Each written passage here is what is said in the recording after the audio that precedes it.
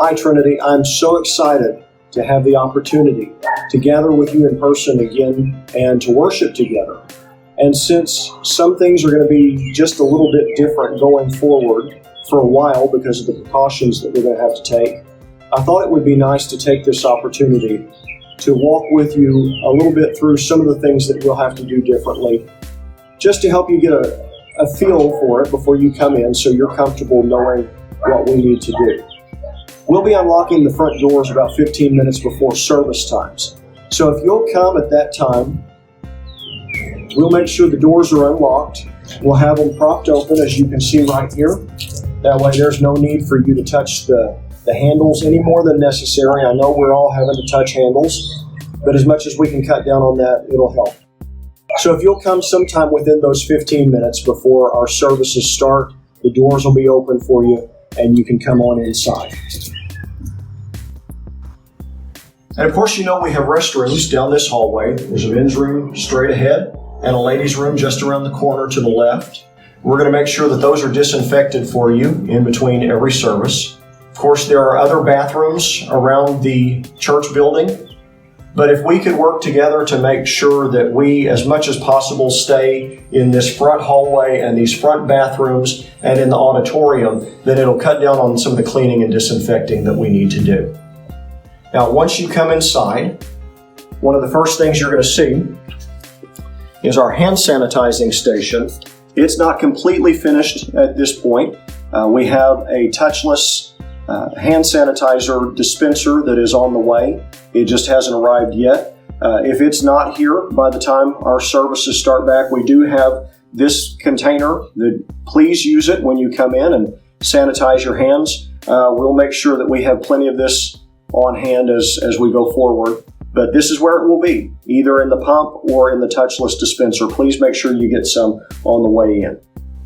Once you get past the hand sanitizer dispensers, you will come to this table right here that's going to have most of the things that you'll need for the service. One of the things that we have on the table, on either end, we have these boxes to put tithes and offerings in.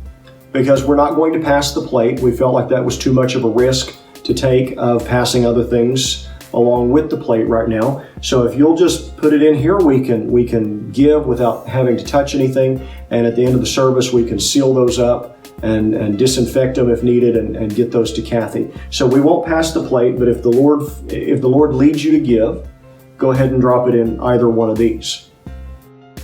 Now we also have a supply of reusable masks that have been provided to us here at the church. If you have your own, like I do, you're more than welcome to wear it. It's encouraged. But if you don't have one of your own, can't get a hold of one, we have several that have been made for us. You'll find them here in the basket marked clean masks.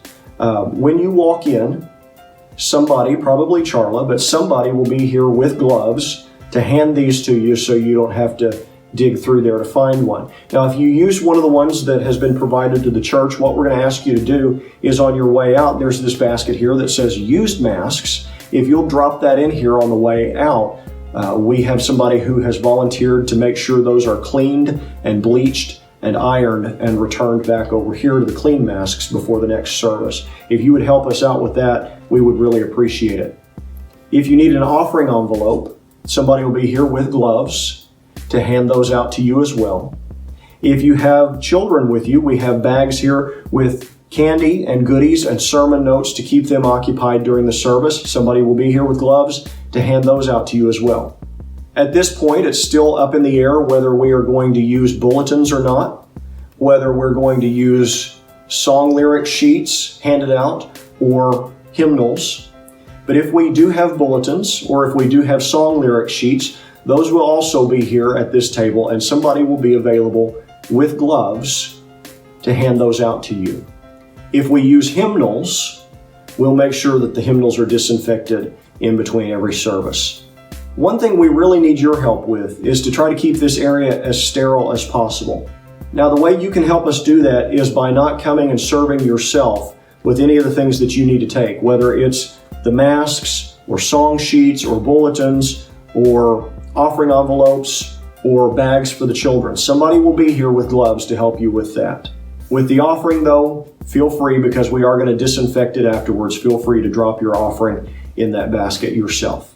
Now, the state has continued to recommend we not have nursery or children's classes at this time, so we are voluntarily abiding by that. As I said, we do have these bags here for the children. Now, for my two smallest children who will not be satisfied by a bag, we do have this area set up over here. So that's really nothing for you to do. I'm just warning you about it ahead of time, because it may be a little noisier than usual in the service. But I know a lot of people have been cooped up throughout this whole quarantine time and haven't been out, haven't been around others, and it's been too quiet. So hopefully the noise of the children won't bother you too much, but we'll get through all of this together.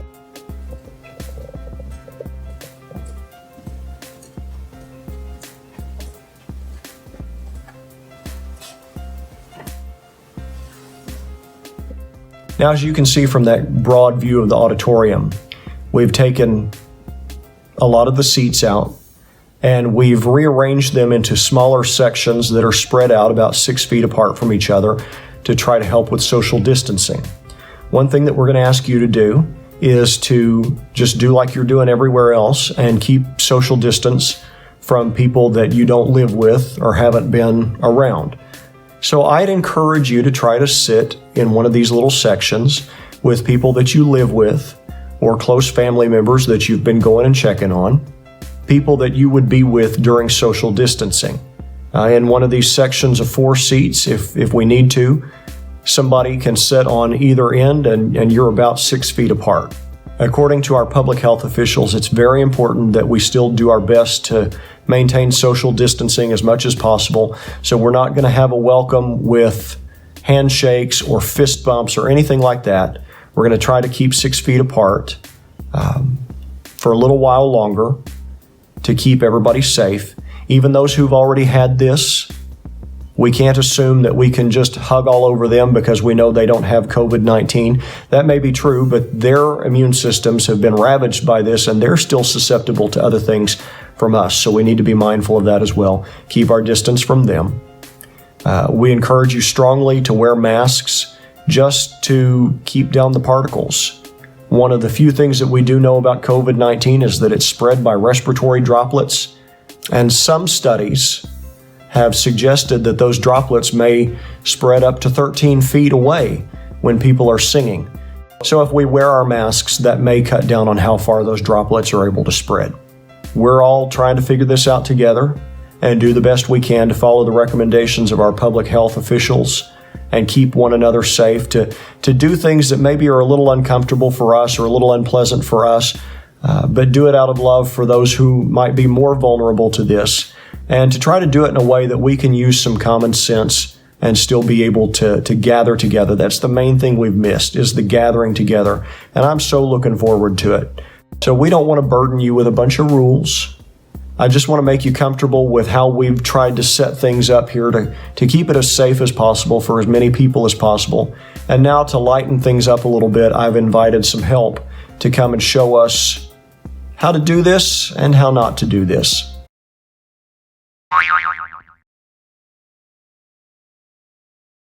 Good idea. Minimizing contact with the door handles. Bad idea. Maximizing contact with the door handles.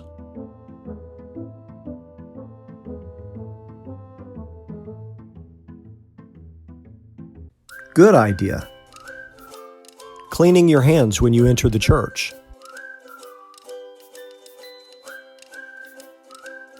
Bad idea.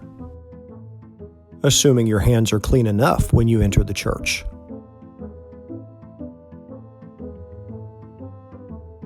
Good idea.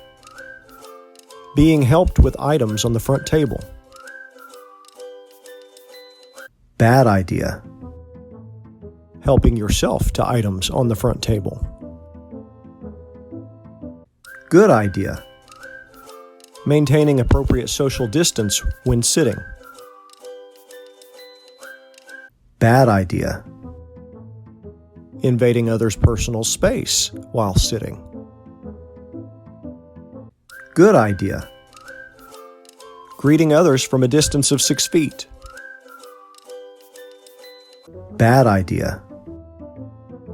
Greeting others from a distance of 6 millimeters.